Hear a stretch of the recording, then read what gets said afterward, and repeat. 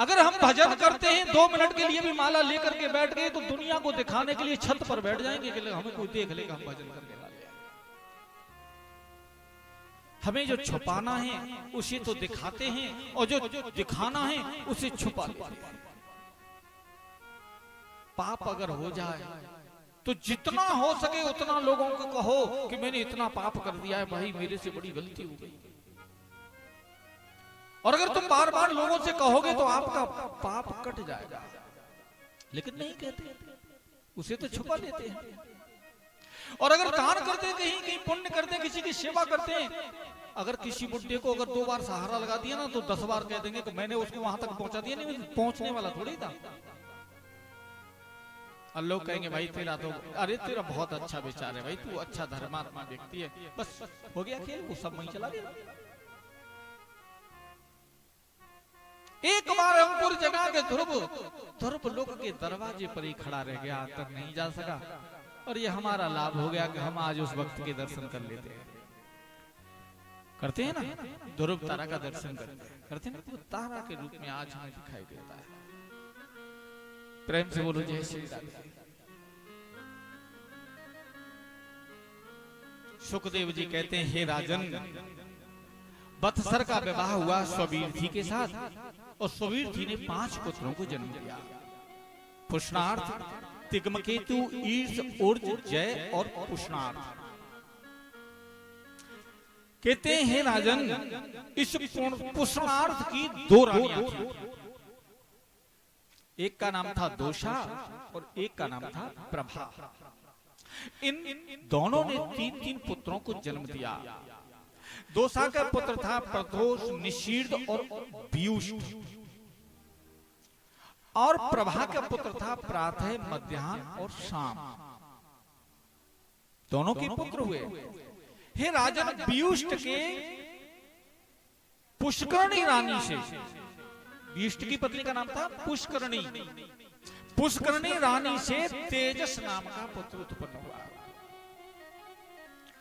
और तेजस के आकुत नाम की रानी से चक्ष नामक पुत्र हुआ। इस चक्ष नाम के राजा के नडवड़ा नाम की रानी से उल्मूक नाम का पुत्र हुआ। ये वंश आगे बढ़ता गया। उस उल्मूक के अंग नाम का एक पुत्र हुआ। अंग की रानी का नाम था सुनीता। सुनीता ने किसी पुत्र को जन्म नहीं दिया तो अंग बड़े व्याकुल रहने लगे।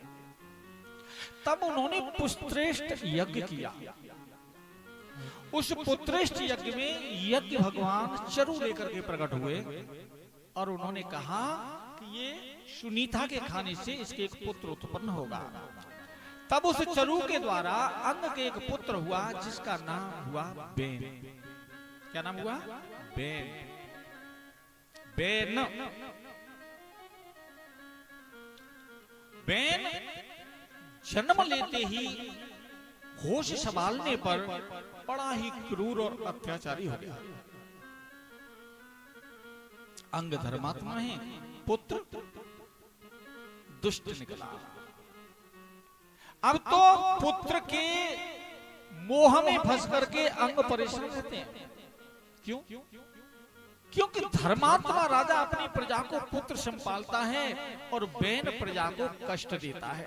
प्रजा आकर के अंग से कहती है, अंग उसे पुत्र मोह में न तो दंड दे पाते हैं और न प्रजा को सुखी कर पाते हैं। बहुत ही दुखी रहते हैं।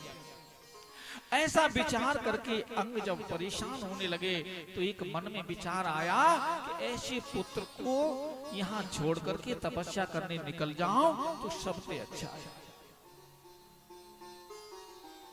एक बात याद आ रही है, अगर पुत्र कुपुत्र हो जाए तो एक लाभ हो जाता है। पुत्र कुपुत्र हो जाए तो एक लाभ तो होता है। कौन सा? मोह जल्दी टूट जाता है भगवान का भजन करने की आदत। आज अंग तपस्या करने के लिए निकल गए और सुबह जब सुनीता को मालूम पड़ा तो अंग की तलाश की, लेकिन अंग नहीं मिले तो सभी ने मंत्रा करके बेन को ही राजा बना दिया। और जब बेन राजा बन गया तो अब तो और बड़ा अत्याचार करने लगा। धर्म घबरा करके ऋषियों के पास पहुंचा और धर्म ने जाकर ऋषियों से कहा, ऋषियों अब मैं कहां जाऊं, राजा बड़ा अत्याचारी हो गया है। कि जाने हर त्यागे ताही त्यागो सब लोगन ने, और ऐसे ही बेन नृप डिगे नाही बाप से। और आप ही को ब्रह्मा शिव विश्वनाथ कहलवायो, और काहू को अधिक नाई मानो अपने आपते। ब्रह्मा विष्णु महेश सभी राजा के शरीर में वास करते हैं, वो कोई और नहीं मैं ही तो हूं, ऐसा कहने लगा। सूर्य और चंद्रमा में मेरो ही जी प्रकाश होत, देवतन में महातेज मेरे ही प्रकाश थे। और बुरो होत शालिग्राम विप्रन को दुख देनो, आजु बहन को विनाश होई संत के सतानती। ऋषियों ने आकर के कहा, हे राजा ये तेरा काम नहीं है, तू राजा का काम होता है प्रजा का पालन करना, तू प्रजा को दुख देता है। बहन कहने लगा, हे संतो मेरे राज्य में पल रहे हो, मेरा ही खा रहे हो, मुझे ही शिक्षा देने आ गए हो। यहां रहना है तो मैं जो कर रहा हूं उसमें प्रसन्न रहो। ऋषियों को क्रोध आ गया। क्रोध आकर के उन्होंने अपने कमंडल का जल लिया और जल लेकर के कहा, हे राजा बहन हम श्राप देते हैं कि तू विदेह हो जा। विदेह देह रहित, क्या हो जा, तू बगैर शरीर वाला, यानी तेरा शरीर छूट जाए। अब तो उसका प्राण वायु निकला। वेन का शरीर जैसे सर्प अपनी केचरी को गिरा देता है वैसे छूट कर गिरने लगा। जब मृत शरीर पड़ा, अब अंग पहले चले गए, बेन मर गया, राजगद्दी खाली हो गई। ऋषियों ने कहा, सुनीता अपने इस पुत्र के शरीर को संभाल कर रखना, और कह करके चले गए। उसके शरीर को तेलों में लगा करके रखा गया। लेकिन पाप जब बढ़ने लगा, बगैर राजा के क्या होगा, जब दंड का भय न हो तो पाप तो बढ़ेगा। राजा नहीं, अत्याचार बढ़ने लगे तो ऋषि पुनः लौट कर आए और कहा, सुनीता अपने उस पुत्र के शरीर को ला।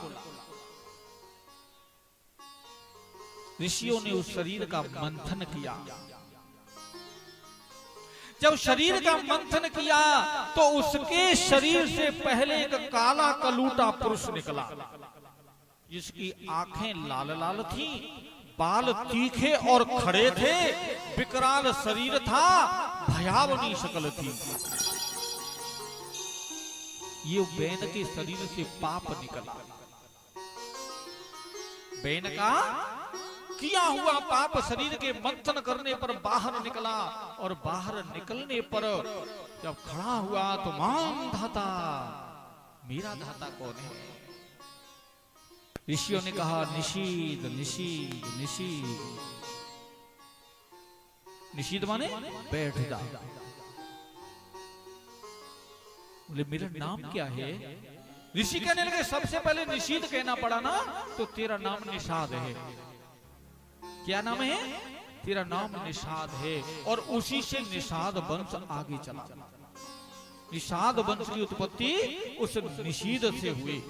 ऋषियों ने कहा, तेरा नाम निषाद है। बोले करना क्या पे है? बोले पहाड़ों की तरफ निकल जाओ और जहां हिंसक जीव रहते हैं उन्हें मारो खाओ। निषाद निकल गया वहां से।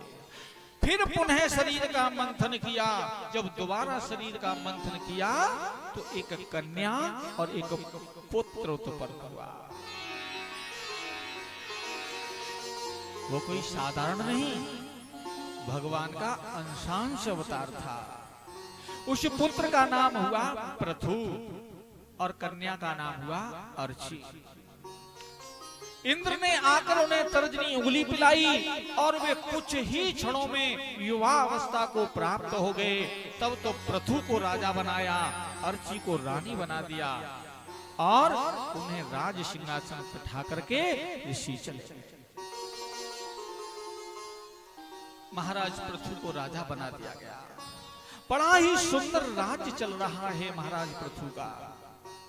बड़ा धर्मात्मा राजा, जिनके राज्य में दूध की नदियां बहा करती थी। सुखदेव जी कहते हैं, हे राजन, राजा पृथु के राज्य में जमीन को हल से जोता नहीं जाता था। जब प्राणी कहते थे कि अमुक वस्तु चाहिए तो पृथ्वी अपने आप देती थी। वृक्षों पर फल ऋतु के अनुसार नहीं, हमेशा लदे रहते थे। बहुत सुंदर राज्य था राजा पृथु का।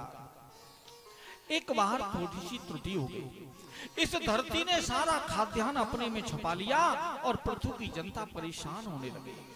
जब जनता भाग करके महाराज पृथु के दरबार में पहुंची और वहां जाकर निवेदन किया,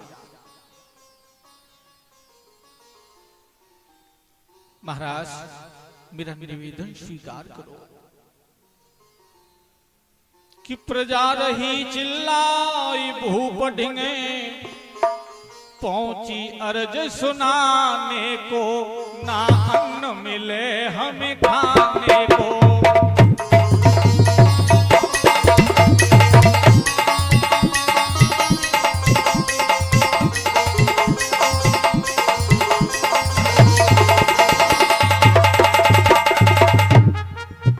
महाराज रक्षा करो।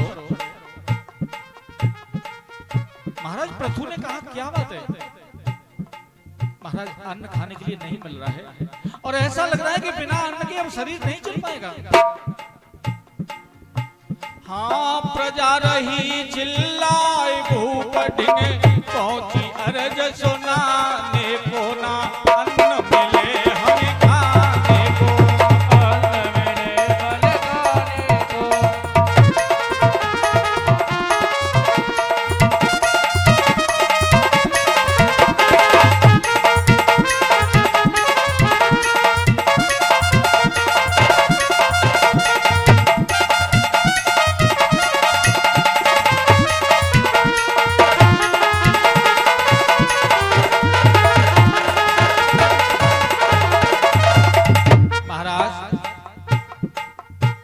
नंगर में शोक रो छाई है, पूरी नगरी में सन्नाटा है, सभी लोग बड़े उदास बैठे हैं महाराज। नंगर में शोक रो छाई है, भूखे रहे सब चिल्लाई है,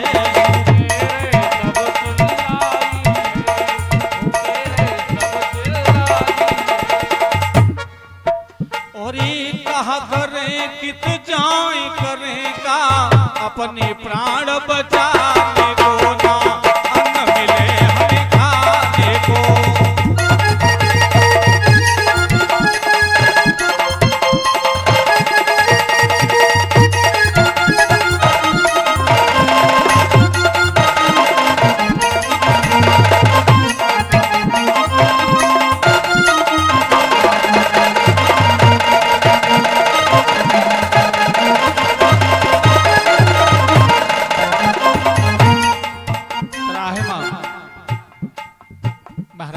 रक्षा करो।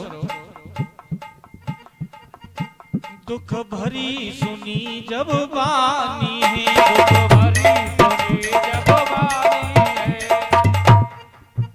राजा ने सब पहचानी है, राजा ने तब पहचानी है, राजा ने तब पहचानी है।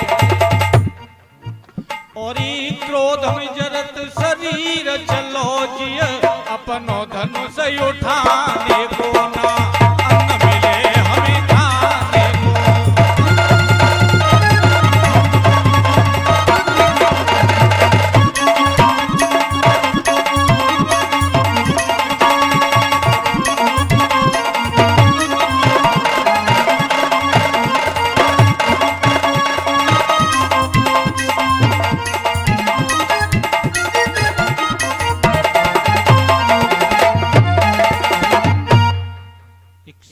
राजा ने जब उनकी दुख भरी वाणी को सुना, एक बार में उनकी समझ में आ गया कि पृथ्वी ने सारी खाद्यान्न सामग्री को अपने में छुपा लिया है, मैं इस पृथ्वी को नहीं छोड़ूंगा। और राजा ने जैसे ही अपना धनुष उठाया, धरती घबरा गई और गाय का रूप बना करके भागी। देवताओं के पास जाकर के त्राहिमाम त्राहिमाम त्राहिमाम, मेरी रक्षा करो। देवताओं ने कहा क्या बात है गौरूपा? बोले मेरे पीछे पृथु आ रहे हैं। बोले पृथु आ रहे हैं तो हम तुम्हारी रक्षा नहीं कर पाएंगे। आज देवताओं के पार करते हुए ब्रह्मा के पास पहुंची, ब्रह्मा ने भी मना कर दिया। शिव के पास पहुंची, शिव ने भी मना कर दिया। क्या करूं मैं? बोले अगर अपनी रक्षा चाहती हो तो पृथु की शरण में जाओ। आज लौट करके गौरूपा महाराज पृथु की शरण में गई और कहा महाराज त्राहिमाम, मैं तो आपकी शरण में हूं। राजा का कर्तव्य होता है कि अगर कोई शरण में आ गया है तो फिर उसको सताया नहीं जाता, उसकी रक्षा की जाती है। पृथु महाराज कहने लगे गौरूपा, तूने अपने आप में ये खाद्य सामग्री छुपा ली है, मेरी प्रजा दुखी है और मैं अपनी प्रजा के दुख को नहीं देख सकता। तू या तो ये सामग्री बाहर निकाल, वरना मैं तुझे छोड़ूंगा नहीं। मैं अपनी प्रजा के दुख को सहन नहीं कर सकता। तब तो उस गौरूपा ने कहा, महाराज मैं आपसे एक निवेदन करती हूं, बताओ। इस समय मेरा गाय का रूप है, इस समय गाय का रूप है। आप अपना कोई बछड़ा छोड़ करके और मेरे दूध के रूप में जो चीज दोहना चाहोगे मैं वही चीज दे दूंगी।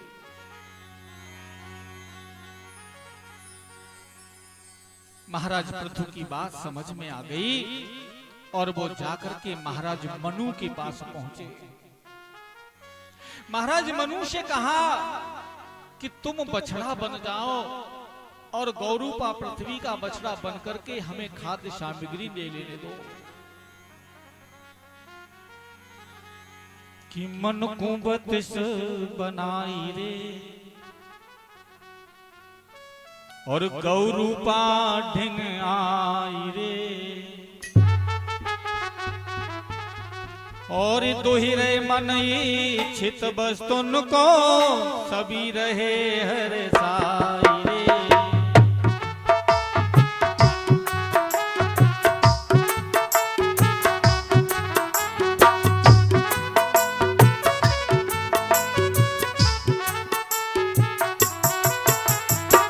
मन बतिस बनाई रे गौरूपा ढिंग जाई रे, दोहरे मन ये चित वस्तुन को खूब रहे हर साई रे।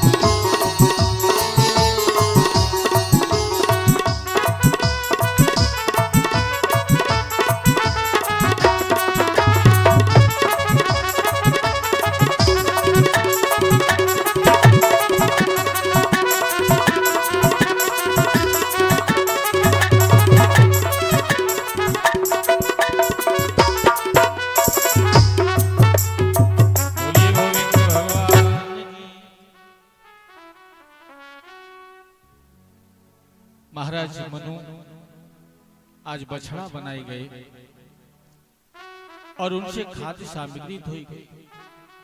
सुखदेव जी कहते हैं, हे राजन, ये बात जब नागों को मालूम पड़ी तो भागते हुए वासुकी के पास पहुंचे और उन्होंने जाकर वासुकी को बछड़ा बनाया और विष धोने लगे। यही बात जब असुरों को मालूम पड़ी तो असुरों ने प्रहलाद को बछड़ा बनाया और मदिरा धोने लगे। यही बात जब अप्सराओं को मालूम पड़ी तो उन्होंने उर्वशी को बछड़ा बना करके और उससे नृत्य धोया। गंधर्वों को मालूम पड़ी तो उन्होंने गान विद्या दोहली, यानी जिसको मालूम पड़ा अपने वंश में से उचित वत्स बना करके उन्होंने कुछ न कुछ प्राप्त किया गौरूपा से। गौरूपा धरा ने प्रार्थना की महाराज पृथु से, हे महाराज, आपकी इच्छा पूरी हो गई है, लेकिन मेरी भी इच्छा कुछ पूरी करो। मेरे पास कहीं जल ठहर नहीं पाता, सब उबड़ खाबड़ है, आप मेरे को समतल कर दो। तब महाराज पृथु ने अपने बाण के द्वारा कुछ स्थानों को समतल किया और वहां फिर हल जोत कर खेती होने लगी। परमहंस भगवान श्री सुखदेव जी कहते हैं, हे राजन, महाराज पृथु का पुत्र विजिताश्व, क्या नाम था? विजिताश्व, जब इन्होंने यज्ञ किया 99 यज्ञ पूरे हो गए और 100वां यज्ञ जब महाराज पृथु कर रहे थे उस समय इंद्र घबरा गया। इंद्र ने सोचा 100वां यज्ञ पूरा हो गया तो ये आकर इंद्रासन ले लेगा। उन्होंने उसकी अश्वमेध यज्ञ के अश्व को चुरा करके, घोड़े को चुरा करके ले जाना चाहा। अत्रि ऋषि ने उसे देख लिया और विजिताश्व को कहा कि राजकुमार, तुम्हारे पिता की यज्ञ के घोड़े को ले जाने वाला इंद्र वो आकाश मार्ग से जा रहा है। तब तो विजिताश्व ने बाण चढ़ा लिया। इंद्र भयभीत हुआ, घोड़े को लाकर वापस दे दिया और घोड़ा पुनः लाकर के यज्ञशाला में बांध दिया गया। यज्ञ प्रारंभ हुआ, इंद्र पुनः एक महात्मा का भेष बना करके आया, भगवा वस्त्र पहन करके, और पुनः घोड़े की चोरी करने लगा। तब तो महाराज पृथु को गुस्सा आ गया और इंद्र का वध करने के लिए जब अग्रसर हुए तो ब्रह्मा जी ने आकर के सांत्वना देते हुए कहा, पृथु क्षमा करो, ये इंद्र कोई और नहीं तुम्हारा ही अंश है और ये भयभीत हो रहा है कि आपका 100वां यज्ञ पूरे होने पर आप उस इंद्रासन को ले लेंगे, लेकिन आपको इंद्रासन की जरूरत ही क्या है? तुम्हें और यज्ञ करने की आवश्यकता नहीं है, तुम इस यज्ञ को यहां समाप्त कर दो और इंद्र को क्षमा कर दो। तब तो इंद्र को क्षमा कर दिया गया।